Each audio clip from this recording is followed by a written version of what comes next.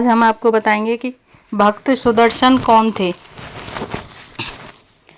सेठ सुदर्शन बहुत ही सुंदर युवा पुरुष थे और अपना गृहस्थ जीवन बड़ी सच्चरित्रता के साथ बिताते थे। वह अक्सर भगवान की भक्ति में लीन रहते थे। प्रत्येक चौदस को उपवास करते और रात्रि के समय शमशान भूमि में जाकर ध्यान लगाया करते थे। एक बार नगर की रानी उनके रूप पर मोहित हो गई और अनेक प्रकार के प्रलोभनों से उन्हें अपनी ओर आकर्षित करने लगी, लेकिन सच्चरित्र सुदर्शन उनके प्रस्ताव से सहमत नहीं हुए।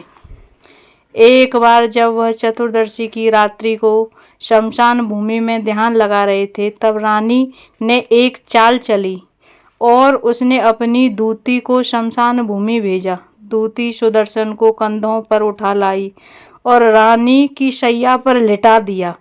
सुदर्शन को ध्यान में देखकर रानी अनेक प्रकार की कुछ चेष्टाओं के द्वारा उसकी समाधि को भंग करने की कोशिश करने लगी। अंत में दिन निकल आया, लेकिन रानी की वासना पूर्ण न हो सकी। सुदर्शन समाधि में ही लीन थे। इसके बाद रानी ने साजिश रची और अपने शरीर को नोच खसोट कर रोने चिल्लाने लगी। आवाज सुनकर राजा आए।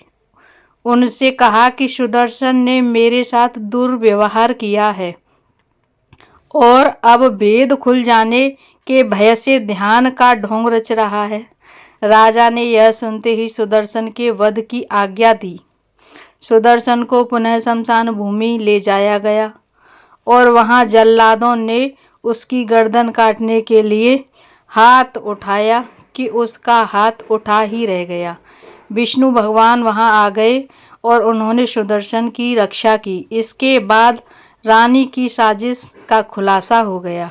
दोस्तों, जो किसी के साथ बुरा करता है उसके साथ भी स्वयं बुरा ही होता है और भक्त की रक्षा करने के लिए भगवान जरूर आते हैं। इसलिए अपनी भक्ति पर अडिग रहिए और भगवान के चरणों में अपना ध्यान लगाते रहिए। दोस्तों, अगर वीडियो अच्छी लगी हो तो चैनल को सब्सक्राइब कीजिए, वीडियो को शेयर कीजिए। जय श्री कृष्णा, जय श्री हरि।